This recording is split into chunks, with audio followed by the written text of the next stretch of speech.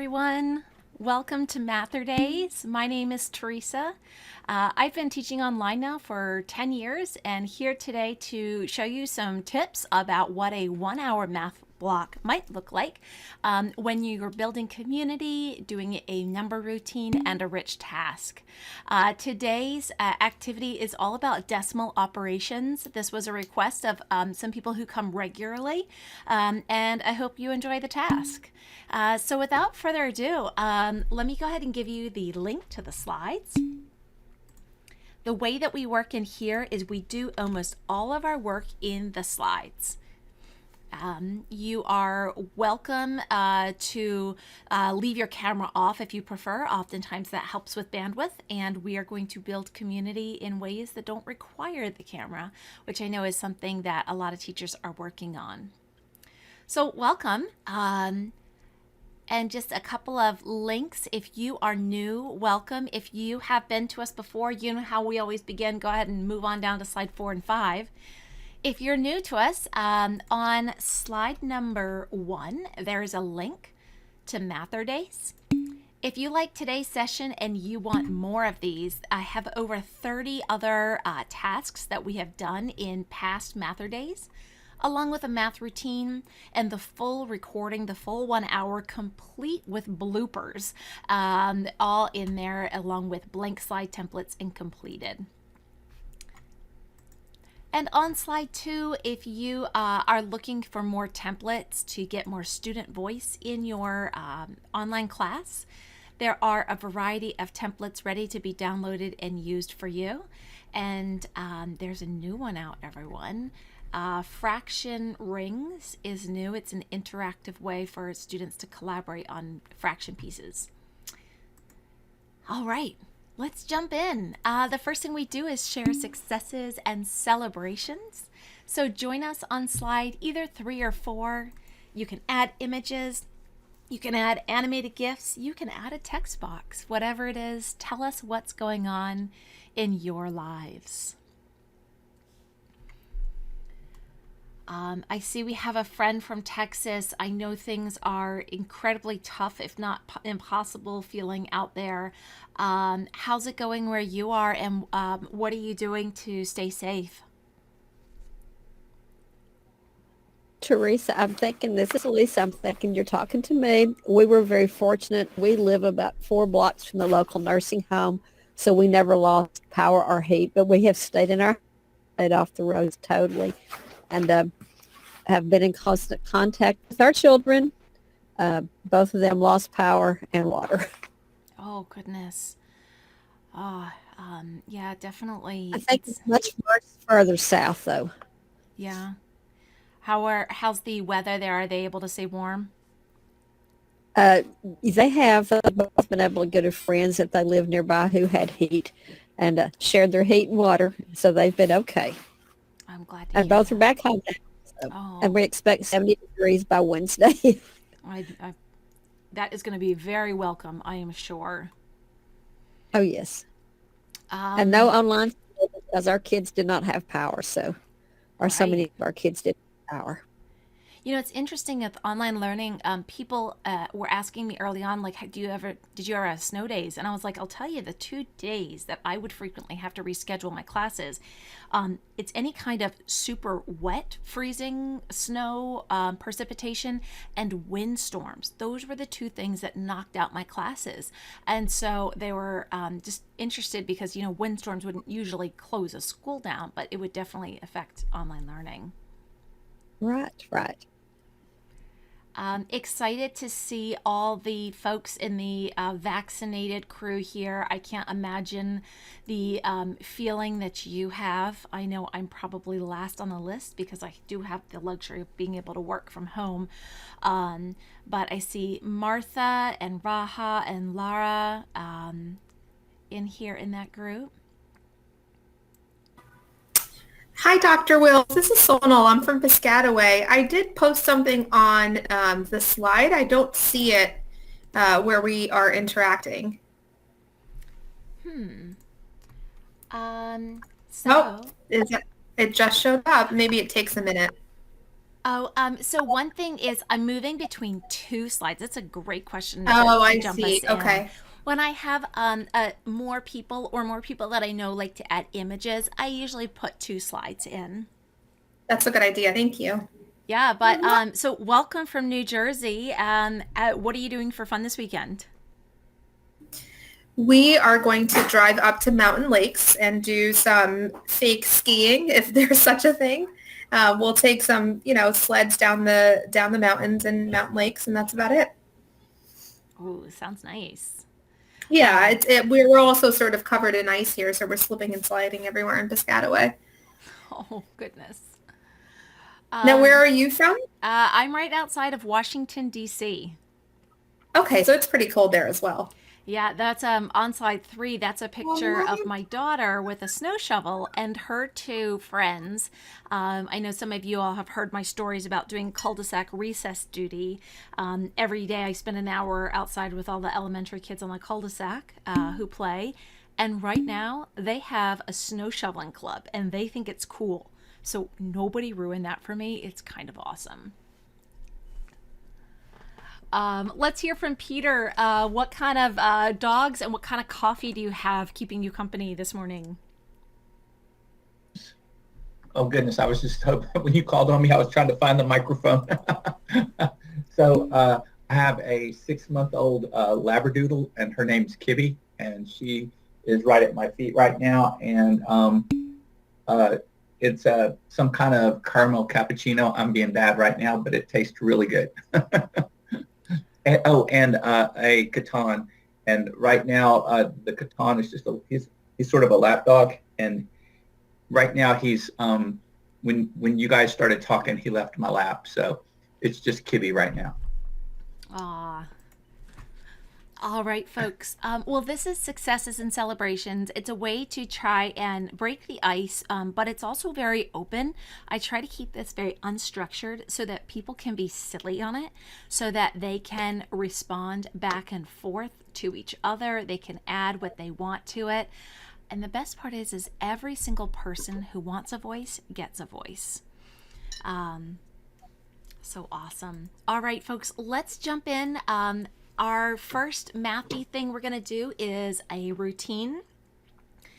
What I try to showcase is not how to invent all this new stuff for online learning, instead how to use the things that are already established and loved by educators. So I'm on slide 5, and this is the book Number Talks for Fractions, Decimals, and Percents. It is a fantastic book with exactly what you need for each number talk, and it will walk you through, like, hey, if you're doing addition with fractions, here's some different ones you want to do. And by the way, this is how you talk about repeated addition and repeated subtraction and how it deals with multiplication and division. So they're very specific, lots of lessons already done, and one of the ones we're doing today comes directly out of it. So join me on slide 6. You will notice I have the word student everywhere because I wasn't really sure who was going to be here today. But if you would take over one of those boxes and type your wonderful name in instead of the word student.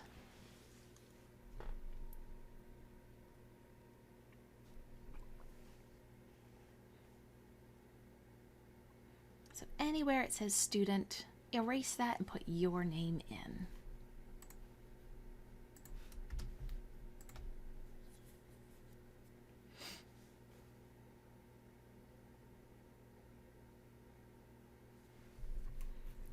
Hello, if you're just joining us, we are on slide 6, and we're replacing our name where it said student, so we have a box. And at this point, you're gonna only change the colors. I'm gonna be the one typing on the slide. So just use the color codes. And the way we're gonna do this is, if you think you know the answer to 2 minus 0.59 or 59 hundredths, you're going to change your text box to red, because red is the first color on the rainbow. If you think you have a solution, you're going to turn it red.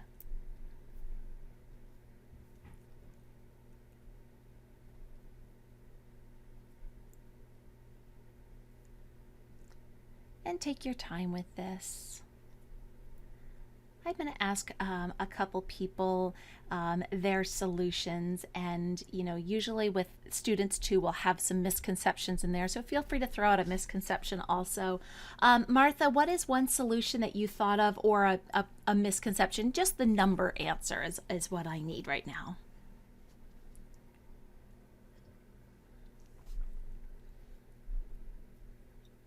Well, I wrote down what I'm pretty sure is the correct answer, but I know a misconception is to not have that decimal. They forget that there's a decimal in the 2 and that there should be 2 zeros. And oftentimes they will bring that 5-9 straight down.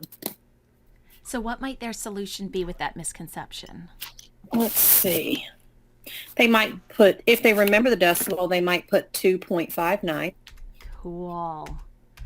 But, that would be a misconception. Perfect. Gail, let's hear from you. What's a solution or misconception? What could the answer be? So the answer could be 1 in 41 hundredths. Wonderful. Let's call on Joanne. What's a solution that this might be? I had the same one of the 1 in 41 hundredths. Cool. Lovely. Let's hear from Raha. Teresa, I think it's 0 in 57 hundredths. All right. And at this point, if you have a solution that I did not put up here yet, would you change your text box back to white? If there's a number that you had that's not up here yet. Let me see if there's anyone else with one. Sonal, go ahead and tell me yours. And can you tell me, did I say your name correctly? It's important to me. Oh, thank you so much. Yes, it's Sonal. I would imagine the kids saying 0.39 as well. All right, 0.39. I don't think I saw anyone else. All right, so we have some potential ones up here. Martha's got another one. Go ahead, Martha. I'm sure you all see kids do this all the time. They would look at that 2, and then they would look at that 0.59, and they would think that the 0.59 is bigger, and they would reverse them. Oh, so what's the solution you would have? They would probably 0.57 if that hasn't been. Oh yeah, that was mentioned. Never mind. Sorry. Oh, it was mentioned, so that's all right. You can go ahead and agree with that. All right. I agree. So we've got 4 up here. And now it's going to be time for you to start to color code. If you think you know the right answer and you have a rationale for it, you're going to change your box to orange.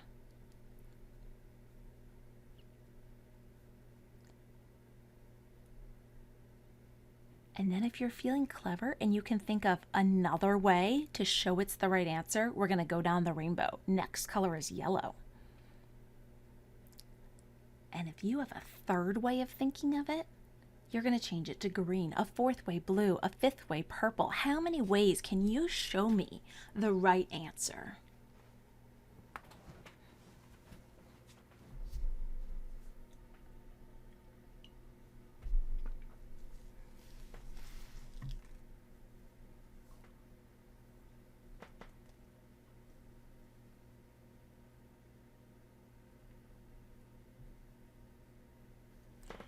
And Dan, we'll start with you. Everyone else can continue with your color codings here.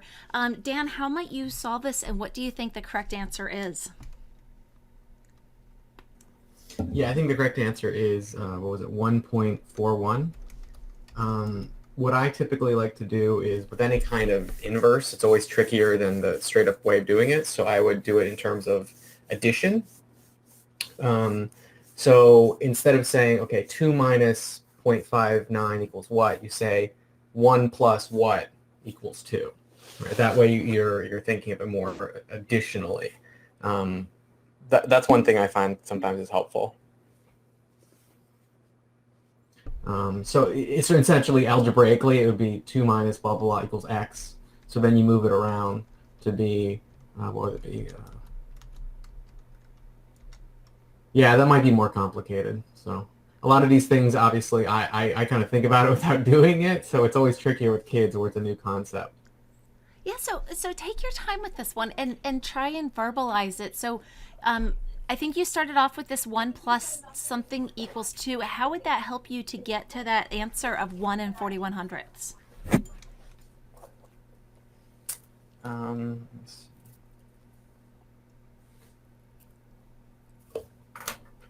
I'm gonna have to think about this because I did it all in my head, so I'm not sure. Neat. All right, well, let's go ahead and have some time to think about that one. Dan, I'll come back and we'll see if you've thought about that one even more. Let's see, Meg, tell us about which one do you think is the right answer and what is your process? Hi. So I think that the final answer is 1.41. Thank you. And I found a different method to do it with online recently, and I thought this was a great opportunity to try it out. It's called Exploding Dots, and would it be okay if I turn on my camera? I think that would be the easiest way to show it. Sure. Just waiting for it to let me turn on the camera. Sorry. There we are. I think. Yes. So can you see my notebook okay? Mm-hmm. So how it works is that the black dots represent like one positive numbers, and the open circles represent negative numbers. So the way that you think about it is that, like, if a closed circle and a open circle come in contact with each other, they explode and just disappear. They're like a bad magnet reaction. So the first box represents the whole numbers for the ones place. Then the next box to the left represents the tens place, and then the hundreds place is for the next one over. And so what you do is you need to unexplode one of the black dots into the cell where you have the -5/10, and like it. I could share a video that would help explain it more, but it's kind of cool, and you end up seeing that, like, those 5 dots get replaced by 5 dots more, because like 5 whole dots, because the you ended up with like 10 coming in and then subtracting the 5 out, and then you unexplode 1 dot and you end up with 1 dot left, and so that ends up being a very visual way of seeing the problem. And I just thought that was a good one, especially for students that might struggle with English, for reaching students with another way than what we were traditionally taught about it. So, and that's a great little app. I have a link in the chat to Exploding Dots if anyone is curious about, like, what was that. It's a great way of doing some regrouping. Thank you, Meg. Thank you. Let's see, Colette, let's hear from you. What did you find and what was your reasoning? Can you walk us through it? Good morning, Teresa. I actually did it in my head because I'm really pushing myself to do that and encouraging my students to do the same. And I just looked at it as, okay, 5900ths, ignore the 900ths right now because I know that 50 hundredths or 5/10ths is half. So I took half away from the 2, which gave me 1.5 or 1.5. And then I'm like, all right, now I got to take 9 hundredths away from the 50. And I went, wait, I can't do that. So what I did was I mentally rounded up to 10, took that away. That would give me 1 and 40 hundredths, and then I added the 1 back in.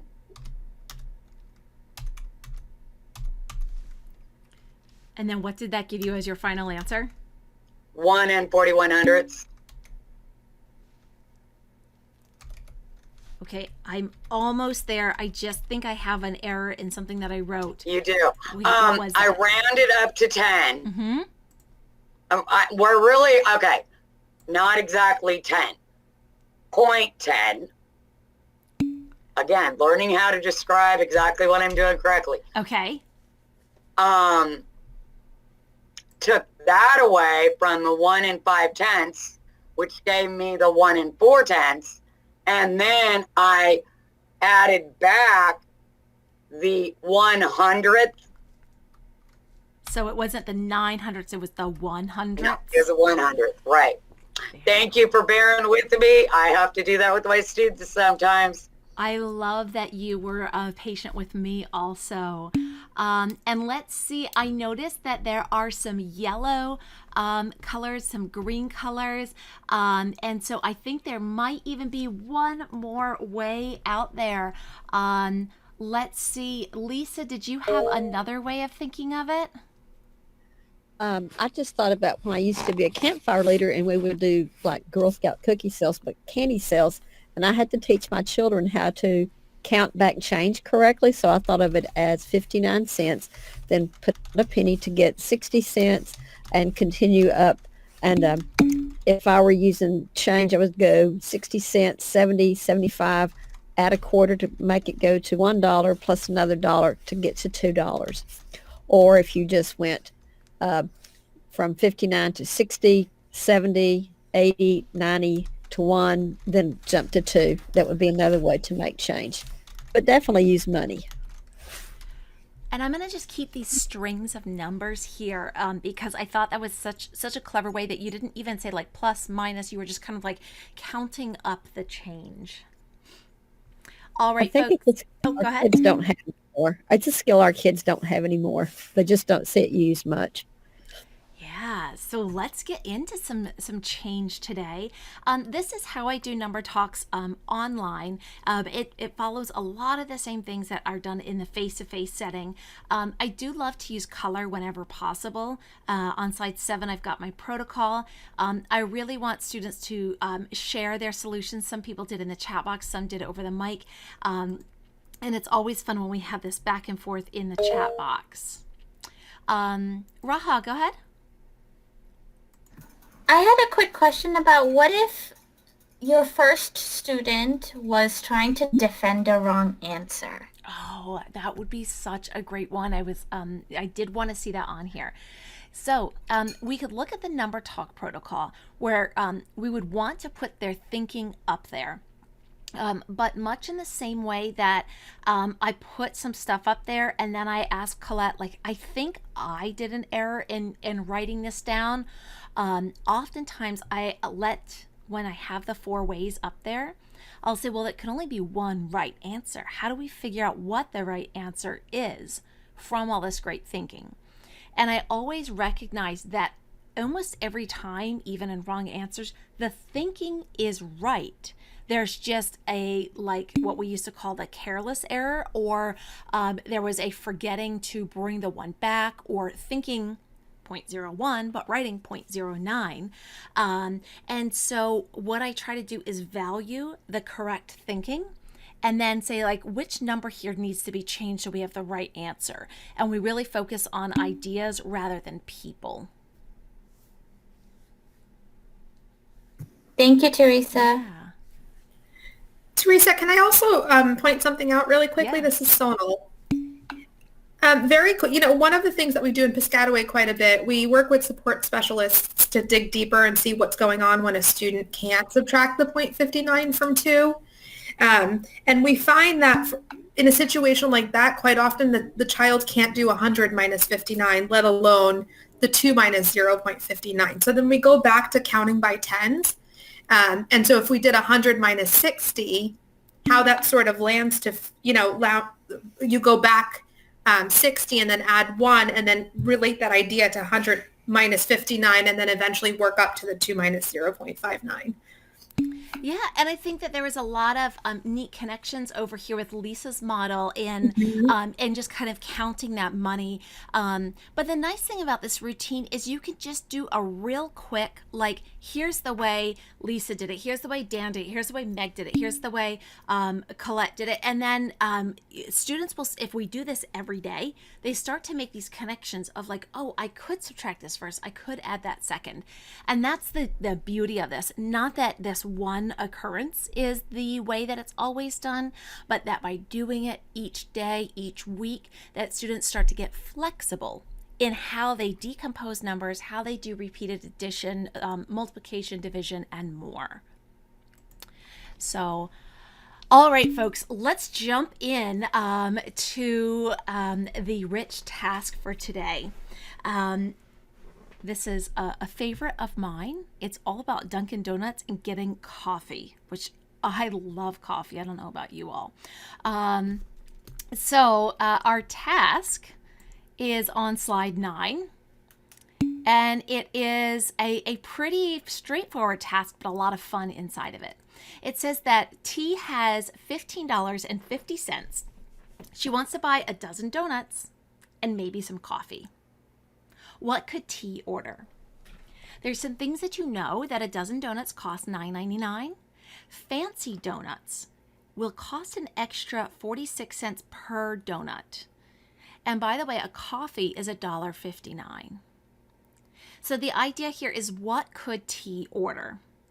And to support you in this, if you take a peek at the next slide, there is some regular donut selections. And there are some fancy donut selections. You can probably see why they're an extra 46 cents per donut.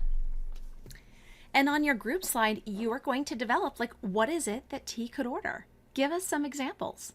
You're welcome to make duplicate slides to add more. So without further ado, I'm going to put you in breakout groups because I know you have questions and I want you to ask those to your peers. Alrighty, and our breakout rooms are going to start now, and I'll make sure that you all know which room to go into.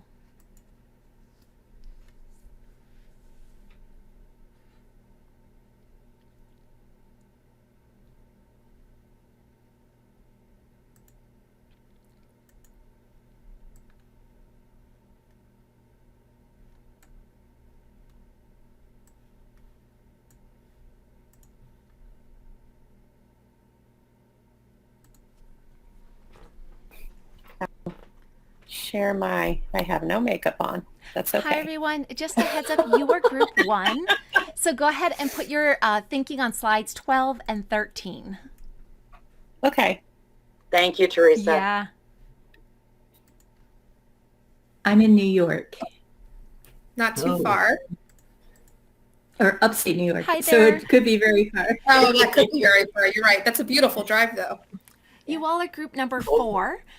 So you can start putting any thoughts you have on either slide 18 or 19 as you think about what T is going to order from Dunkin'. All righty.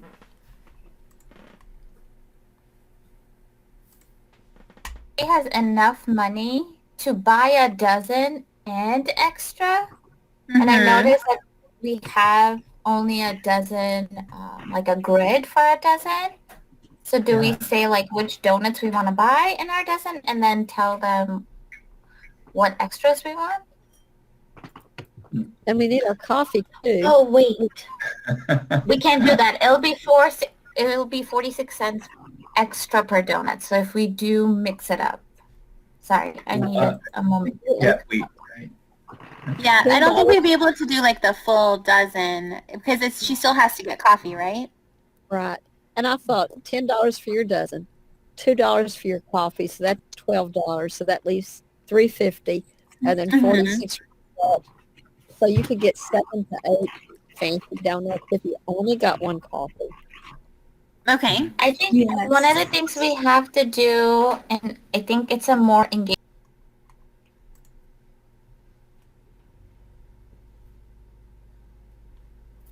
Was she just going to buy one coffee, or is she buying two coffees? I guess there's some. Oh, you guys got the beauty of the problem there. Yeah, what if she has a co-teacher? Do any of you all have a co-teacher that you would normally buy coffee for if you were, picking up a dozen donuts? I have a student teacher. Yeah. Oh, so that's going to change the problem a little too. Because if you're going to buy a dozen donuts, you're more than likely going to be sharing them.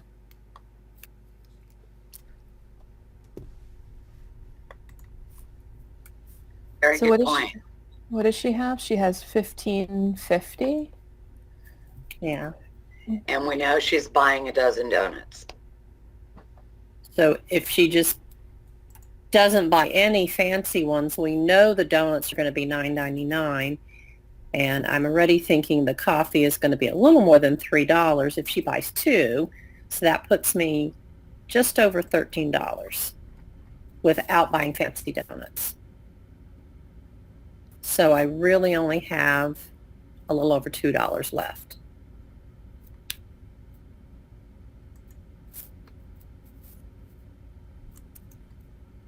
To tweak my order.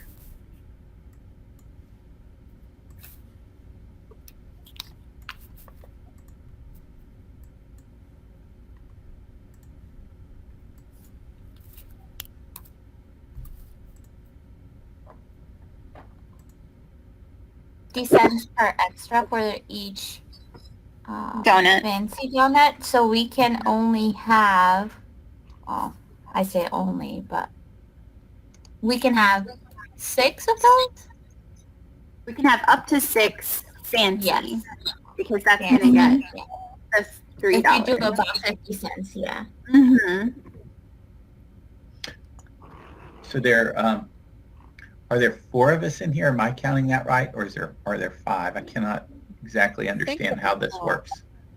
4? There are 5 because, wait. There's 5 because you are That's one right. of them. Okay. Yeah. All right. I wasn't sure how the,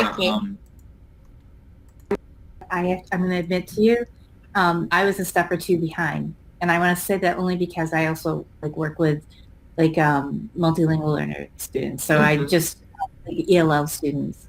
So you're saying this, how would you draw what you're doing? So let's pretend I'm the English language.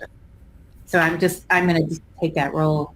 And how would you, because I think I'm catching up with you. And how would you start? I couldn't even get past the first step, making sense of the Okay, and I like what you had said, that what do you know? And I know that I'm getting a dozen donuts. And instead of working with, even though this is computation with decimals, I'm just trying to start thinking about what am I capable of doing before I drill down to exact answers. If I think of a dozen donuts as $10,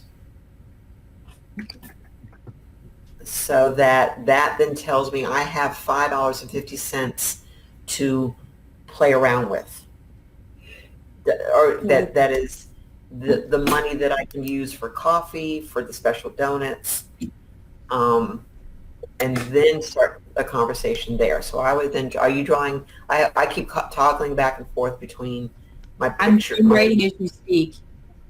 Pictures of you all, and then I think what would be really neat, especially in this virtual setting, there are looking at that donut there.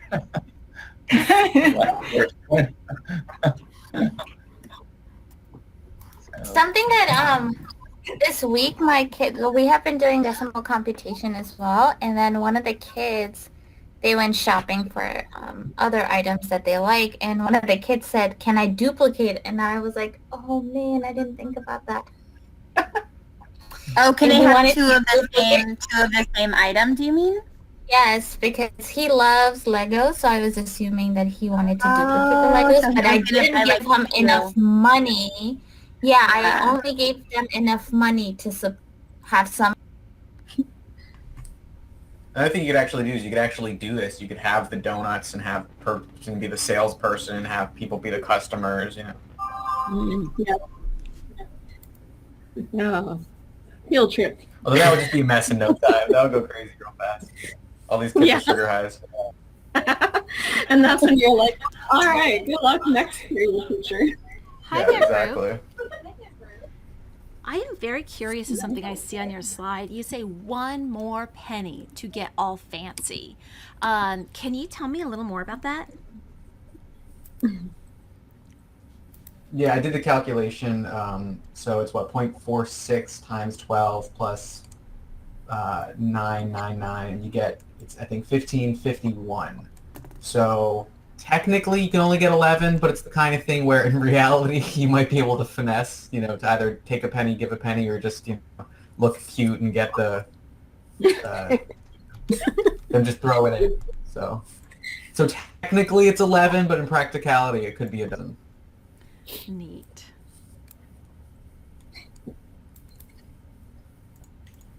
I love the logic of if you're cute, you might get away with it.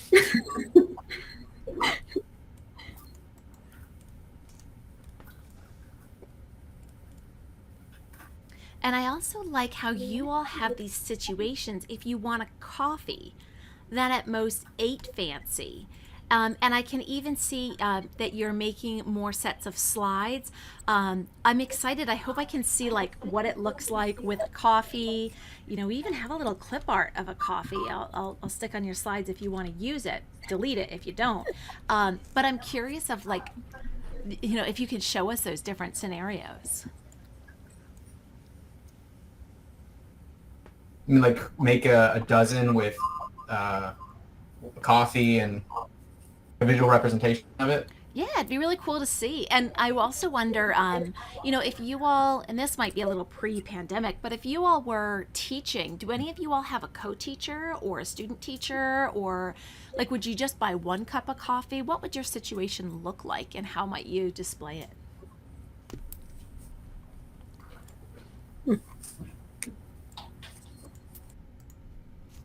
So, like if So is this that she is just buying fancy donuts? She's not buying any plain ones.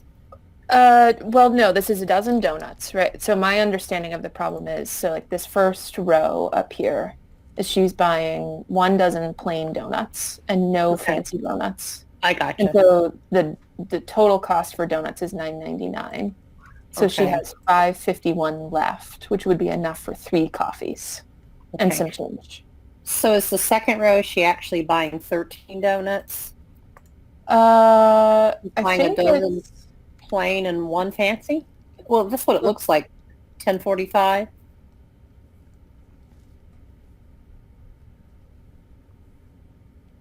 Hi there, Nancy. Glad to have you back here.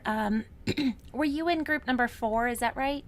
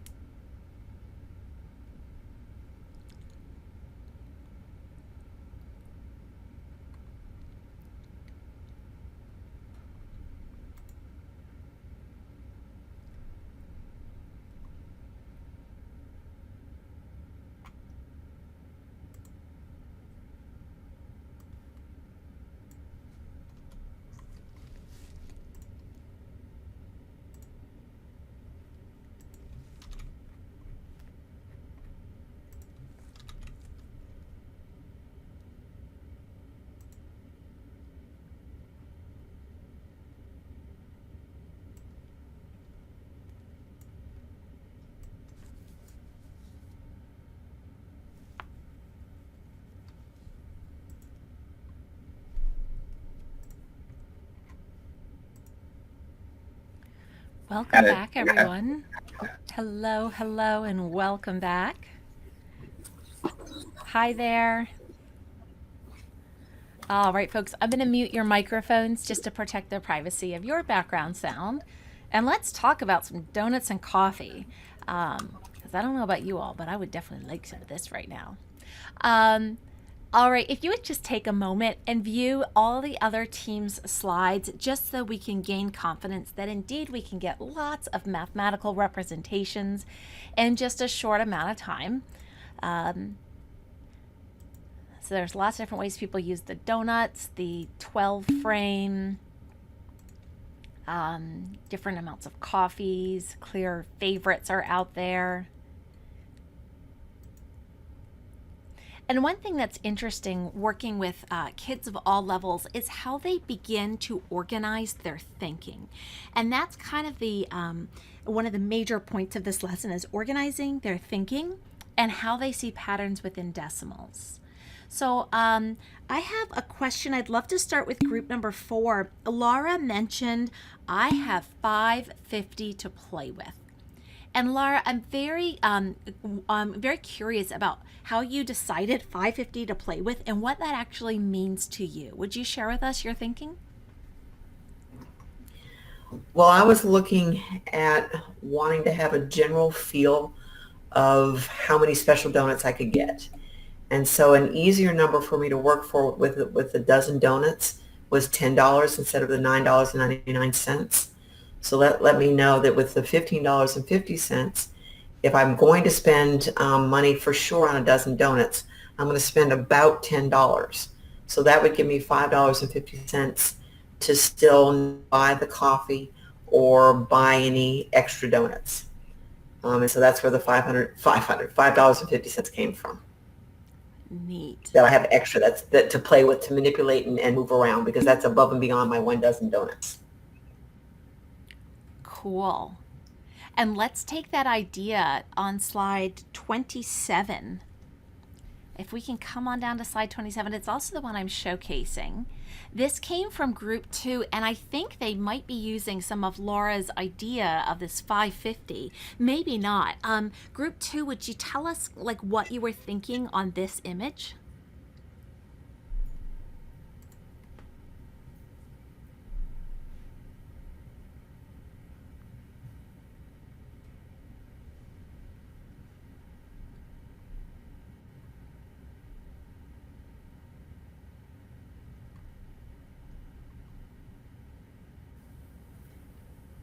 So in that picture, our group decided that some people went on a diet that they didn't really need a dozen donuts, and that the most fancy donuts you could get would be 8 if you need a coffee also.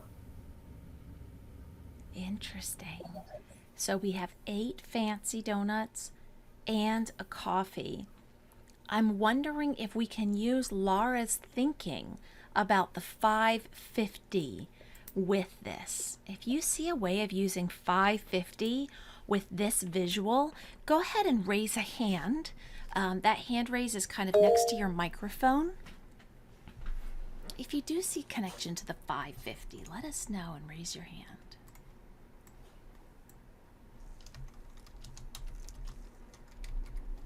All right, Dan, let's hear from you. What are you thinking?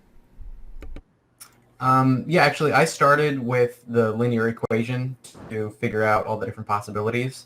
And then I originally had it with terms of 3 variables, but that's not necessary. So I simplified it, assuming that you're getting 1 box of donuts. And I don't remember which our slide is. Shoot, where were we?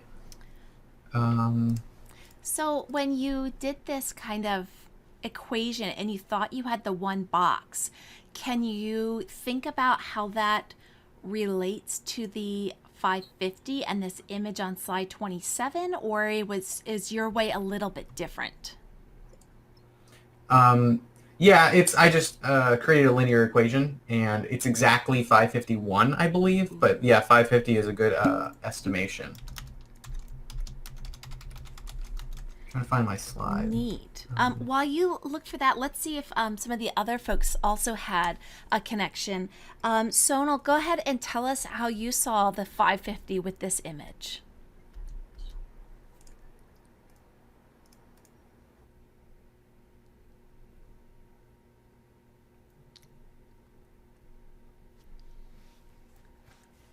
And feel free to turn on your mic so you can show us what you were thinking. Oh, I'm sorry. I thought I had my audio on this No whole time. worries. So I was in a group with Laura, actually, and we agreed that sort of in this real life setting and when you're dealing with kids who are struggling, the idea of rounding up or rounding down in a given situation is very important. Now, granted, $1.59, we would want to round up to $1.60 because you don't want to shortchange anyone. But if we use this idea of $1.50 hypothetically, and then consider the fancy donut 46 cents rounding up to 50 cents, we're now looking at the coffee at about $1.50, and then each of those donuts at 50 cents, and that comes out to $5.50. Okay, I saw the $1.50 and I saw the 50 cents for fancy, but how did you get to $5.50? So 8 times the $5, or I'm sorry, 8 times the 50 cents is $4. And then you add that to the $1.50. And that's $5.50. But then you have this neat conversation with kids of, well, I rounded down in the case of coffee. Would that be okay? Why wouldn't it be okay? But then I was able to round up and I had 4 cents extra for each donut to play with and sort of figure out how that plays into this scenario as a conversation. Very cool. So I love here that you're thinking about those little extra pennies. And I did hear someone even say, hey, the donut shop always has the give a penny, get a penny situation. So maybe that wouldn't be so tricky there. Our next group, I want to continue to connect these. Our next group on slide 28 has something that is both similar and different. And I'm going to ask if you see a connection between slide 27 and 28. In other words, not necessarily your own thinking, but a connection between 27 and 28. Go ahead and raise your hand, and let's see if we can see that connection. What are they doing now?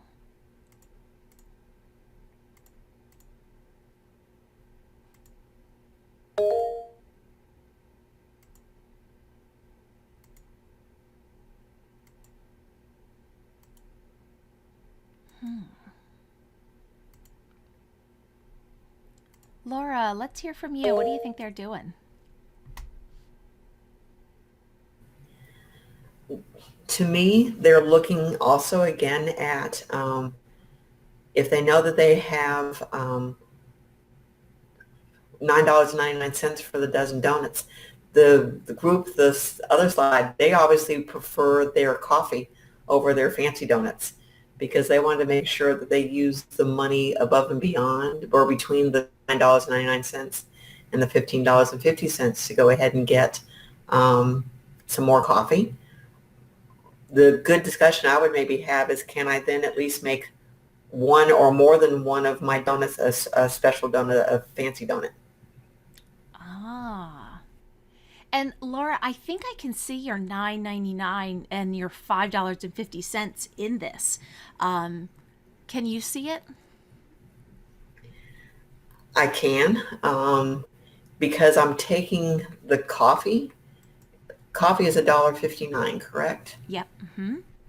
So I'm taking my coffee, and I would make it quickly $1.50, and then make that be $4.50 for my 3 cups of coffee.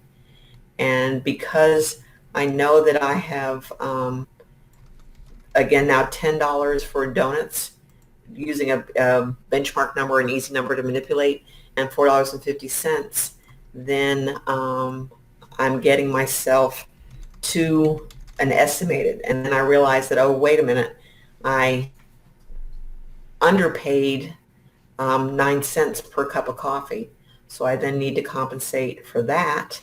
And so 3 cups of coffee times 9 cents is 27 cents.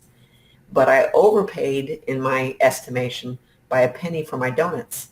So I come down to an additional 26 cents to my $4.50 estimation and $10 estimation. Did that make sense? Yeah. So you're kind of compensating for all those little pennies within your rounding. To get to the $14.76, yes. Neat. And I think But that... Oh, go ahead. Just the importance of estimation and getting kids to feel comfortable to use these numbers, even though they're not exact. To me, it's the same as when we go to the grocery store and think, do I have enough money? If perchance you didn't have anything plastic to pay with it, is if I go up and down, as long as it's a balance of up and down, I can adjust for it later. Exactly. So we can use some estimation at the beginning to make sure that, like, we don't want to spend $147.60 here. Like, we need to have real world context and proper estimation within our decimals. But there was something that Laura mentioned there that I think this group on slide 29 was doing also. They were starting to play around with the concept of fancy donuts. And I'd love to hear kind of what your thought process was on slide 29. So if someone from this group can explain theirs, and we'll take it back to the others and see how they connect.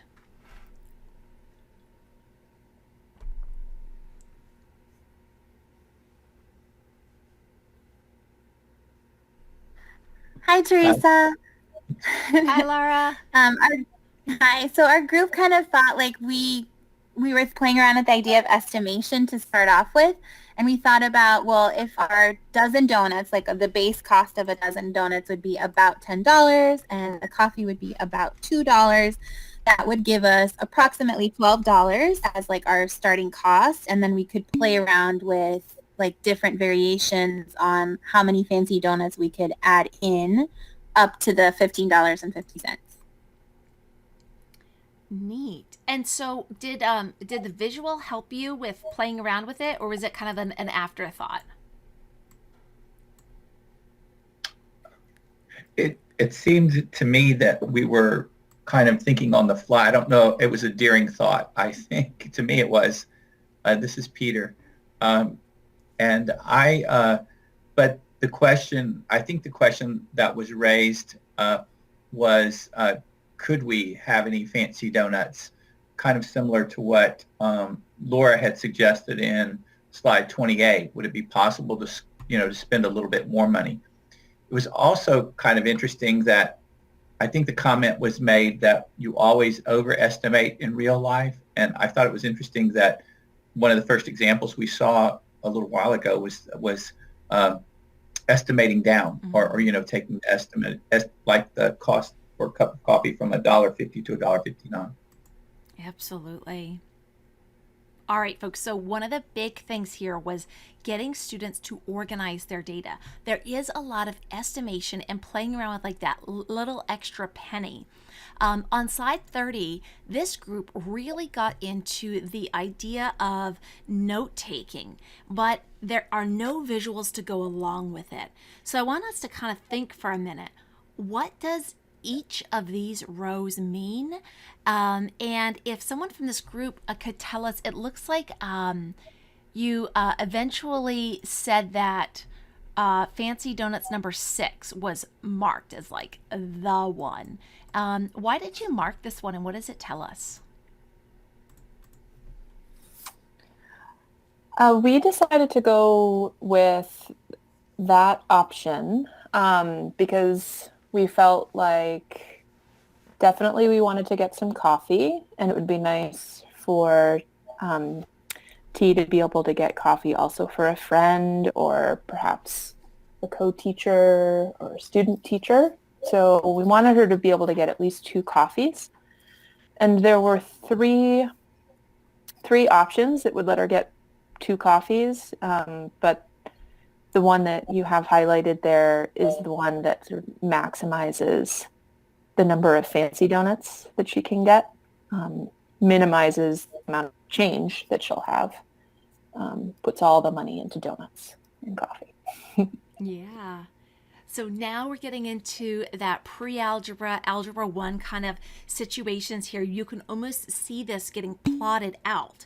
And so, yeah, you're looking for, in this case, what's the best deal I can get with this money? Very cool. And I did see another table starting to emerge here on slide 19, a little bit after I gathered some things together. So feel free to check that one out also.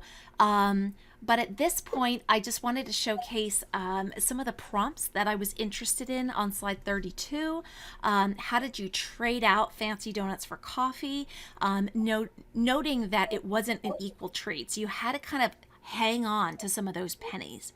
And when we're working with decimals, whether it's with the number talk above or it's with these donut ones, there seems to always be this like holding on to the extra couple of pennies or hundredths places or thousandths places. And there's also this question of like, what is my place value? Am I paying $14 or $140?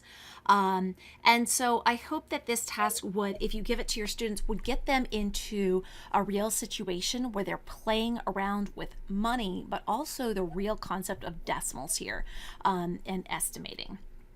Well, folks, that's 1 o'clock. I am willing to hang on as long as you all want, but I hope that this is a task that you can use with your students that will get some conversation. And the best part is there's multiple correct answers, so your students can keep thinking and diving deeper into it. So folks, thanks for coming to MATHurdays. If you want to hang on, if you have any other questions, any other aha moments, I'd love to chat.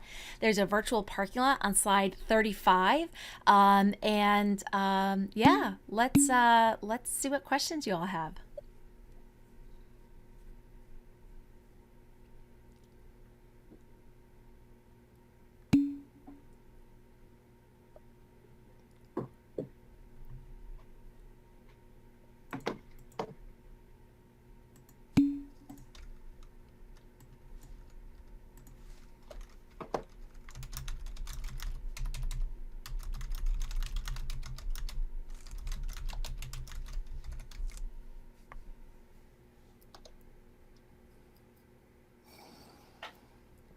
Oh, someone's got a neat way of making a tetrahedra on there for us.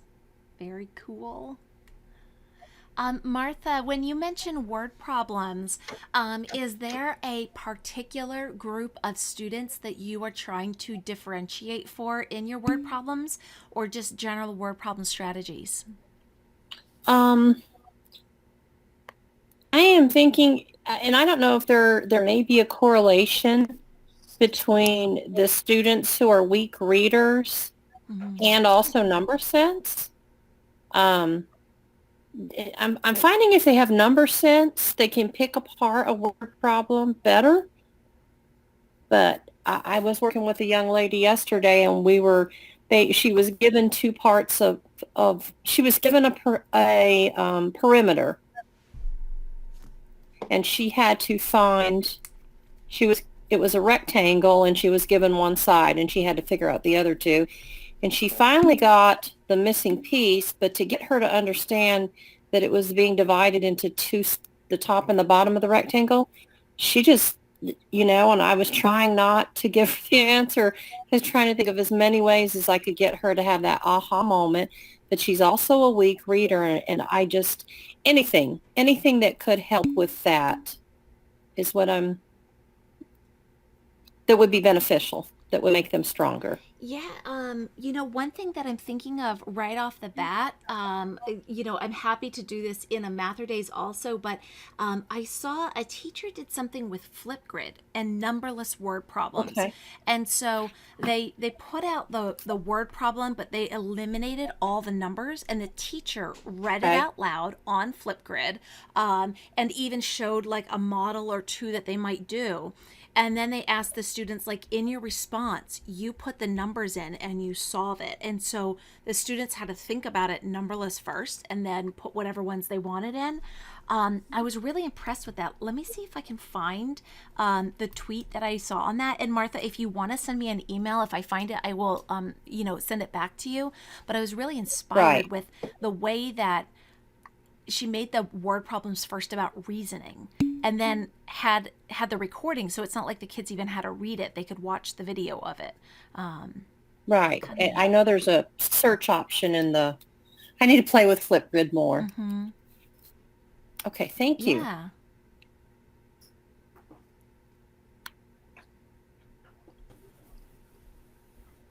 If anyone's interested, the Math Learning Center apps are really neat as well. I can put it in the chat.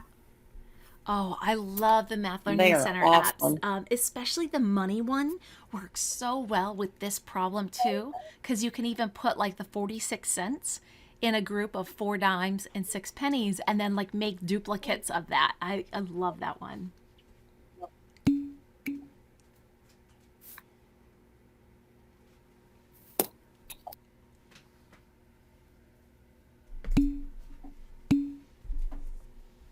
Let's see what else is on here. Do you have any success with working with integers and converting to decimals at the end? Oh yeah. So whoever wrote that one there, when you turn them into these whole numbers, that one, I love doing it where you put the problem of 2 minus 0.59 and you give them 4 answers. Is this approximately 1? Is it approximately 14? Is it approximately 141? Or is it, approximately like 0.141? And so the students don't have to do the calculations. They just focus on like, where might the decimal go? And I've seen that as a routine also.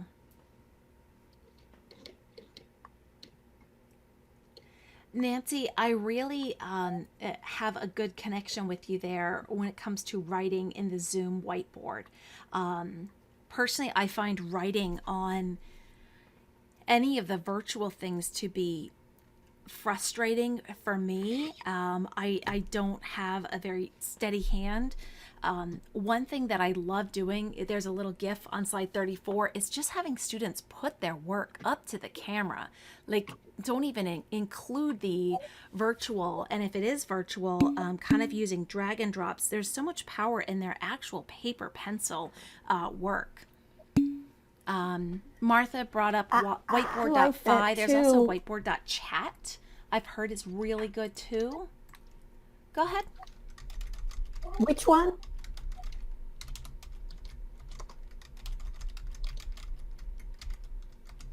Go ahead, Nancy. Yeah, we've been using the whiteboard.fi quite a bit lately. Mm-hmm. I'm sorry, which one is that? This is Nancy. Whiteboard.fi. And I haven't used that, but I'm assuming they're similar. Okay. The whiteboard.fi, if I remember right, is all about each kid writing their response to you. So it's very kind of one-to-one. And what I've heard about whiteboard.chat is it's more like Google Slides, where 3 kids can all write on the same whiteboard. I'm not very experienced in either one, but I'm always happy to share what, what's out there. Teresa, you talked about kids, this is Nancy, holding their work up, which I do all the time, have them do all the time. But in all honesty, it's often really hard to read, and I use a big monitor. So that's where I run into a problem too. Gotcha. I find that I have to do alternate things, like I'll if they're doing a computation problem, I will have them tell me exactly what they want to do, and I'll write it on the whiteboard and make mistakes, and they have to correct it and that kind of thing. One other thing that I've seen really successful with a teacher who was talking about kind of what you were stating there is have the students write in marker, which is really interesting, right? Because so often, I know when I was learning math, I always had to do it in pencil, but in marker, I can see their thought process and like when they've crossed something out in a different direction. I know that sometimes works for me, and I've seen it work for others. Of course, not one thing's going to work for everyone. There's also some great drag and drop tools, and Math Learning Center has some manipulatives that they can move also. Right. Yeah. That's helpful. I use Math Learning Center a lot. Thanks. Mm-hmm.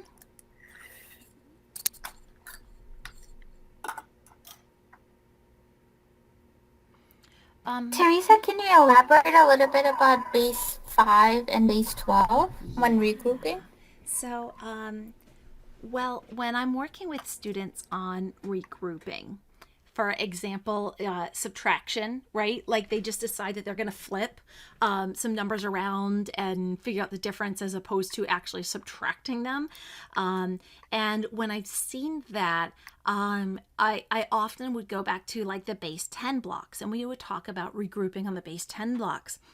But it doesn't always seem to work as flawlessly as I'd like it to.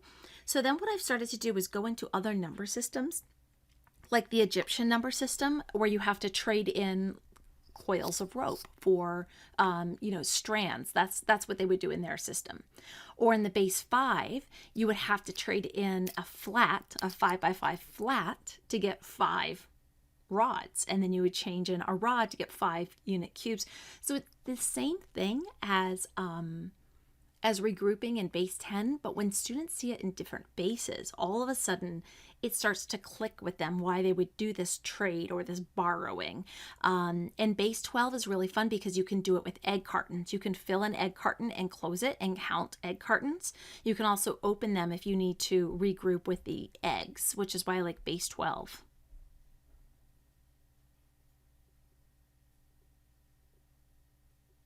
That's really cool. Thank you. I might have to look into that, because coming from like a different country where we have never explored other bases, like I didn't even know different bases existed until I moved here. And one of my host teachers was like, this is how other bases work. And I was like, that makes so much sense. So maybe I gotta try it out. I might, I have a great task with eggs that I might bring in here, where we do have to break apart egg cartons to get the individual eggs if we're going to subtract. But what I will put in here is a really neat series of other country number systems, and like how we got to where we are now and how we might use them. And I'll just put the slides underneath so you can take a peek at them. It's kind of neat. My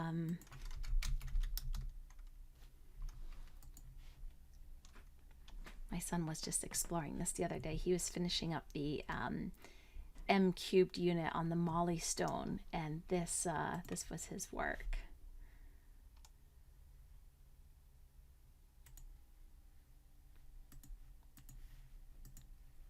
Thank you for sharing that, Teresa. I really appreciate it. So I just that got big. I put the link under there. There's some really cool stuff in here. It makes sense to students about why you regroup when you do things like, so these are the Aztec numbers. And when you start to trade in, they're like, okay, this is an 8,000, this is a 300, so they start to see that. And then when they add and subtract different ones, here we go.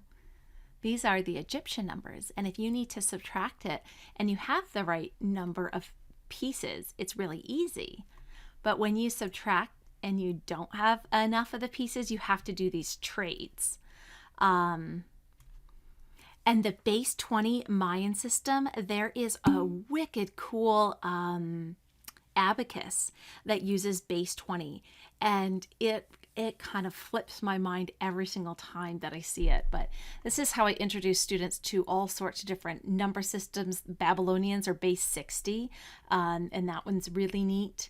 Going all the way into our Arabic numbers and Chinese numbers, and yeah, I've got Mayan in here also. Those are the base 21s. So yeah, I think sometimes that can really help when it comes to regrouping for kids to know like why.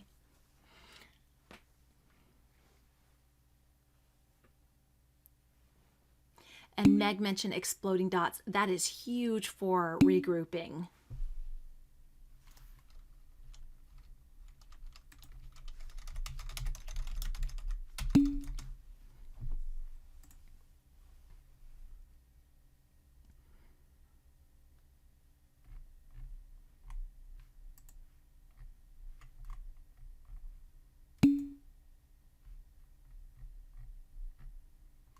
So this is the exploding dots.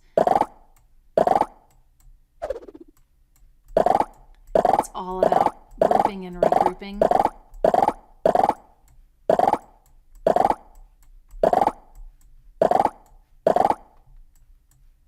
Oh,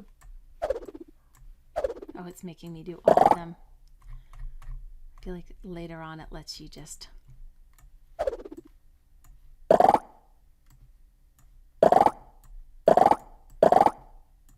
Anyways, that's exploding dots. It is such a great great tool for understanding.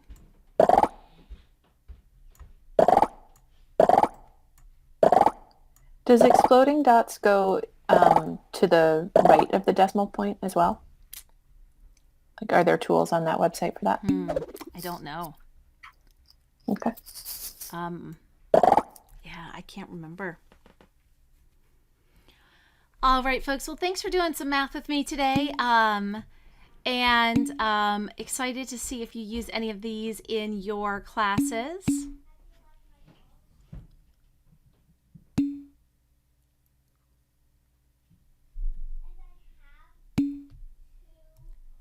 All right, folks. Well, have a great rest of your Saturday. You too. Thank you so much, Dr. Wills.